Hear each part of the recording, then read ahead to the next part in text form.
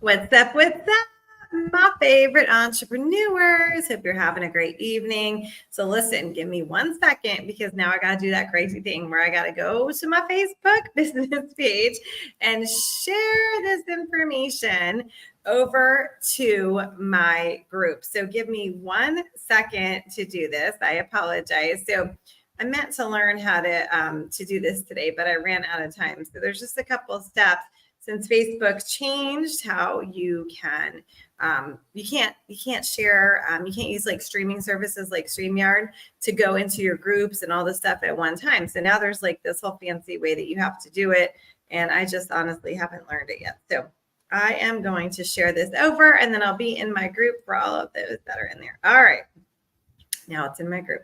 Okay, so here I say what's up if you are live with me. Hello, everybody. All right, so today I wanted to share with you how to build longevity in your business, okay? So if you are watching me live, I'd love for you to tell me how many years have you been in business? Have you had multiple businesses? Is this your first business? How many years have you been in business? Okay, so share that with me pretty please. So I have over 30 years of business and sales experience. So let me just introduce myself to you if we haven't met before. So again, my name is Erica V. I'm known as the queen of non-pushy sales. I'm creator of the world-renowned 5-step blessing method to building the business of your dreams simply and in a non-pushy manner. So I teach you how to attract your ideal client to you, how to present effectively, how to gain referrals, and if you're in a team building situation, how you can build your team. And guess what? Automate the process and retain everyone. And that kind of goes along with what we're talking about right now, which is longevity. Okay. So there are a couple things that I notice, dealing with business people every single day is that they'll say, oh my gosh, I don't have enough customers coming in, so I am going to run a sale or cut back on things that they consider expenses. So those are the first things that they do. In my mind, I would think if you don't have enough customers coming in, you need to get more customers, right? And you don't have to have a sale to get more customers. So you need to tweak what you're doing. So if you were spending some money on ads, right? And now you're like, yo, I don't have any customers coming in. I'm going to stop those ads. Well, how about we pause and look at the ads? Who were we targeting? Is that our target audience? Is that our target client? Okay. So I want you to think about that. I want you to think about the automations that you have in place. Have you been building your email list with your clients? If so, how often are you emailing them? Have you been building your email list with your leads? If so, how often are you emailing them? How are you staying top of mind to the people who've spent their hard-earned money with you? Are you reaching out via email, via text, voicemail? I teach ringless voicemail. Are you using the mailbox that I always tell you about? That's how I increase my sales by 50%. That's right, 50%. That tangible piece of paper is worth gold. What are you doing? So that's what I'm talking about, longevity. So if you want to be in your business for the long run, I want you to really think about that. Okay. So if you don't have enough customers coming in, what did you do about it? Did you start cutting back on things that could actually bring you money in? Okay. So I teach about the mailbox system a lot, and I really firmly believe it. But what I have noticed is that when people aren't building their business, maybe they're not taking the steps that they need to do, or whatever's happening, or they're busy in life, or they're not seeing what they believe is a return on investment, they cut that. And I think, oh my gosh, to me, that is bananas, because what other great program can use on automation where they are going to receive a birthday card, a half birthday card, postcards from you? So if you're using mailbox and it's not working for you, I would say, what's your strategy? What is it? Are you just sending out a card and saying happy birthday? Or do you have a strategy with that person that you've sent every birthday card and half birthday card to? You have to think about that, okay? For me, I love celebrating my clients' birthdays and half birthdays, and I use it as a time where I can reconnect with them. Are you doing that? Okay. So remember, I'm speaking as someone with 30 plus years experience in business. Okay. This is why I'm sharing this with you. So think about that. The other thing I want you to think about is longevity of your business is going to be based on speaking to your client, knowing who you're talking to. Who is it that you are targeting with those ads, with your promotions on social media, with your branding even? Who are you targeting? So you see my cute little crown up there? It's cute, right? It's feminine. I work with women entrepreneurs, right? If I worked with men, I probably wouldn't have a gold cutesy crown, right? It would be something more masculine. So you think about that. So who are you speaking to? You need to speak the language of your client. And I talked about this the other day. You know what? Somebody contact Sally Beauty Supply because, they have a couple stores that are still in business, but I do talk about how they know who their ideal client is, right? So tell them I'm teaching about them, right? So how you can find out who your ideal client is and what they want is through a survey. And I'm going to ask you something, and I'm going to be quite blunt with it. Who is your ideal client? Drop it in the chat. And if you tell me that your ideal client is all women over 40, I'm going to say you're wrong. You are wrong. You can't have all the women over 40 be your ideal client. There needs to be something specific. And then you'll say to me, oh, well, I want to work with women over 40 who want help with their wrinkles. That's your niche. You see, it's usually the second thing that you say. So type it in the chat and tell me, who do you want to work with? And then if you have to delete it or write it again and tell me. If you say, I work with all women who just had a baby. Well, is it teenagers who had a baby? Is it an older mom who had a baby? Who is it? And what do you do for them? Okay, why would they come to you? Are you going to help them with supplements for morning sickness? Are you going to help them to lose weight after the baby? Like, what is it? You need to know who it is that you are wanting to work with. Because once you know who it is, okay, you can start targeting and doing market research surveys. I've built many businesses on a market research survey. Once you find out who you're talking to, you get them to fill out your market research survey, and they're going to give you the details. They're going to tell you, yo, I'm never on Facebook. I only listen to podcasts. I don't want to lose weight. I really want help with this toning, or I don't want to lose weight. I just want shapewear. Okay. Sometimes we think we know what everybody else wants because it's what we want. But in business, you must serve your client and utilize the survey I'm speaking of to serve them. Surveys are to serve, right? So this is all going to bring you longevity. So imagine you start your business, you do your market research, you find out what people want. Then you do your branding, right? And then you start showing up like you might want to at vendor events, online, whatever. And the words you are using are the words that resonate with your ideal client. Can you imagine how much longer you will be in business than if you decide that every woman, let me say this, there's a whole big thing about women in dresses with pockets. I don't want any pockets. I think they make you look bulky. I think they're awkward because I'm petite, right? I'm 5'2" 3/4, right? But there's a whole thing. So let me give you this example. If you sell dresses and you believe that every single woman is your client because every single woman wants a pocket, you're not going to stay in business as long. But if you sell dresses, right, and you do market research and you find out the style of dress that women who are maybe in business want with pockets, and you just target women in business with dresses with pockets, can you see how much longer you will be in business? Okay. You want to speak the language, and you learn the language that your customer is speaking by utilizing the survey. Okay. I promise you it works. It works. It works. Okay. The other thing is that you want to be adaptable with the times. Okay. Adaptable. So let's talk about that. During the pandemic, many people never had been on Zoom before. Many people had never used StreamYard, what I'm using right now. Many people had never gone live on social media, but they adapted. Okay, they adapted and they were able to reach more people. Many people have found that when they went online, they were able to reach people on the West Coast, the East Coast, in Jamaica, maybe, and other countries, right? And they were able to build their business outside of the community that they had been building in. And it made a world of a difference. They adapted.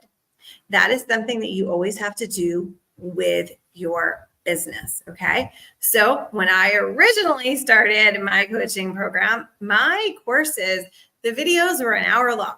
Okay. So I spoke and I taught for an hour. Right. And then as I'm realizing people's attention span are a lot less than they were back then. Okay. So I cut it and I cut it and I cut it. And so now it's different when I'm teaching. Okay. I'm making sure that I've got visuals and I've got workbooks, and I know that there's so many distractions. Our brains are not the same as they were before, right? They say that people have the attention span of a goldfish. They have so much going on. So I adapted. Did you adapt with your business? Okay. Those are things that are going to help you to stay in business for the long, long haul. Let me say, it's like your baby, right? The business is your baby, right? So it started from the infancy and you grew it and you grew it and you grew it. And now sometimes we've grown this business and now we're like, you know what? I put in my time and I'm ready to sell it. Then you contact a business broker and you sell your business, right? There's so many things that you can do. Or maybe you hit the top ranks in your direct sales company and you're like, you know what? I've learned so much. Now I want to write an ebook. Now I want to do this. I want to do this. I want to do this. Then do it. Okay, there's nothing wrong with that. Hello, my friend Denise. I am so blessed. I got to see her twice today. She's in my Blessing Method group coaching. What's up? What's up? And I think are you Mountain Time or are you Pacific Time? I can't remember. Sorry. So, I want you all to think about this. When you show up in your business and you show up online and you post for people and you just say, buy me, buy me, buy me, that's not going to create longevity. What that creates, and I've taught this many times, is a transaction. Okay. I don't teach transactional selling often. What I teach is building a business for a lifetime. Okay. Relationship building. Transaction is you walk into Dollar Tree and you're like, okay, I'm going to go buy this pen. And you go to the register and they check you out and you leave. That's a transaction. There's no relationship being built there. They're not sending you a birthday card. They're not sending you a happy birthday card. They're not sending you a welcome email, a welcome text. They're not inviting you to their Facebook community. It was just simply an exchange of money. I don't really teach that. I believe that if you put forth effort, it might even be less effort than that. Okay. You can build a sustainable business. So if you're building a transaction business, that means I'm going live and I'm asking people to buy this. I'm posting all the time how great everything is. Don't you want to join my team? Like, that's not a relationship. It's bragging and it's just asking people to do a transaction. Like sometimes you'll see posts that say, I need 500 more orders so I can get to the next rank. You'll know something is more of a transaction if in the post it will say, I need you to do X so I can gain X. That's a great way to see. So, maybe you didn't even realize that. Maybe you're like, no, I want to build a relationship building business, but your actions are actually those of transactions. Transaction business, transaction selling will not gain you a business that's going to last you for 10 years, 5 years. Okay. I call them pity sales. It's going to be someone's going to buy a lip gloss. It's going to buy a vitamin. They're going to buy gummies. They're going to buy something just for that transaction. Okay. So type in the chat. Do you want transaction or relationship? What kind of business do you want? Oh, Denver's in Mountain Time. All right. Yay. I'm going to remember that one day. Okay. Okay. So giving you a lot of information here. Okay. I'm live right now. So if you have questions for me, please drop them in the chat. So this is about how to build longevity in your business. So it talks about not cutting corners in areas that are going to actually build your business. It would just tweak those instead of cutting corners. Okay. Using a survey, market research survey, to find out what your client is looking for so you can speak their language. In the surveys, at least the ones that I write, there's a key question in there. And if you copy and paste that, oh my gosh, and put it into maybe ChatGPT or something and utilize those keywords, you could spit out like 30 posts and you'll be speaking to your ideal client It's magical. But remember, the survey has to be based on service. And the surveys I create are based on 30 years of psychology and marketing. So not just, what's your name, what you want to buy. Nuh-uh. That's not what they are. It takes them on a fast journey so they can tell you exactly what they're looking for so you can service them. Denise, my girl, relationship. She wants to have a relationship business. And I know she does. She's amazing. The other thing we talked about is identifying if you want a transaction business or relationship business, okay? So these things can all be done very, very simply, okay? I would say that a survey, getting information in, utilizing social media, utilizing automation for your emails, your texts, your ringless voicemail, all of that. Staying top of mind, okay? If you want to be in business for the long haul, if next year you still want to be in business, if 10 years from now, I believe you need to love on your clients. Love on them, okay? Now, don't get me wrong, though. You do not need to build the relationship before they became your client. I believe that you build a relationship when they become your client and as they stay with you. So always remember that you went to the hairstylist for the first time and you did not have a relationship. You showed up and said, can you color and cut my hair?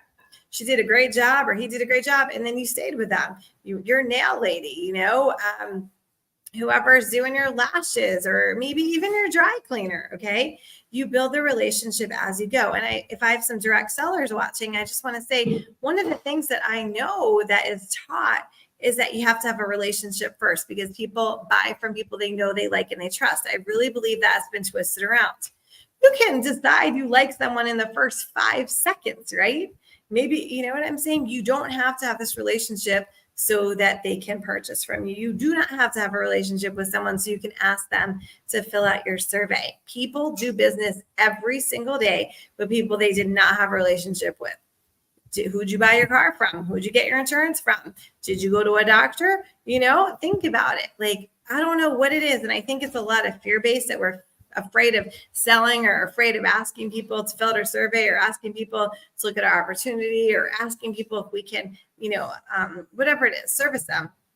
So instead of asking them, we decide that we have to wait and wait and wait. We have to wait until after Mother's Day. We have to wait until after school gets started. We have to wait and wait and wait. And all that time, we're just going to have this, like, I call it a phony baloney relationship. I'm just being honest. Like, we have to have all this chit chat.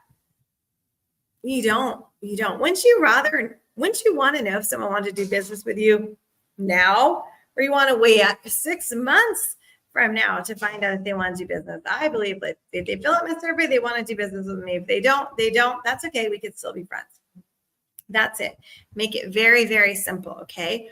But speak to your ideal client. Denise is working on year 21 in her direct sales business. Can we give her a woo-woo? Yes. You know what, Denise? I can't remember how many years. If it's 21 years for me, if it's going on 21, if it's 21, I can't remember how many years I've been in my direct sales. I know it's crazy, After the pandemic, my numbers part of my brain starts not working so well. Okay, so I want to say to all of you who are watching live, say what's up. If you're watching the replay, do #replay. I'm also posting this on YouTube. If you want to ever check it out again, please subscribe and like my YouTube channel.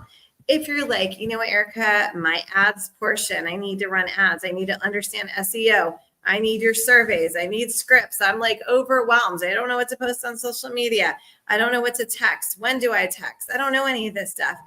If you want something that's done for you, we have created something called yourbeautybizhub.com. And this has got all my scripts, everything for the beauty industry. We can easily change it if you're not in the beauty industry, but it's a great way. It's like a business in box. All your automation's done for you. Your welcome emails, your birthday, 5 different surveys that I've written myself. My scripts, I wrote them. They're in there. They are proven. Nothing in there has not been proven. These are things that have helped me to earn a car. Diamonds helped many other people earn thousands and thousands of dollars. So That is yourbeautybizhub.com. Take a look at it. It's going to be your calendar, your email. It's going to have your surveys already in there for you. Okay. It's going to have your scripts. I'm trying to think, your text message, everything. You can even link up your social media. Like, have you ever wanted, like, you message someone on Messenger and you're like, oh my gosh, I can't remember what happened. I don't want them to fall through the cracks. That'll pull the information from there, and you can keep track of it inside of your Beauty Biz Hub. The other thing is you can link your mailbox program. I really speak highly of mailbox, right to it. So you can send over that information and boom, spit out your cards and your gifts super, super fast. So check it out, yourbeautybizhub.com, and I will be back to chit chat with you more. Oh, see, Denise is trying to tell me when I started my business. I'm a year or two ahead of you. Okay, I need to look back. I can't remember. So I'm around 21 years in direct sales business, 30 years in the beauty industry. And yeah, so we just keep going. All right, guys, thank you so much for tuning in. I appreciate you. And if you have not joined my Business Talk for Sales group on Facebook, please do. See you later.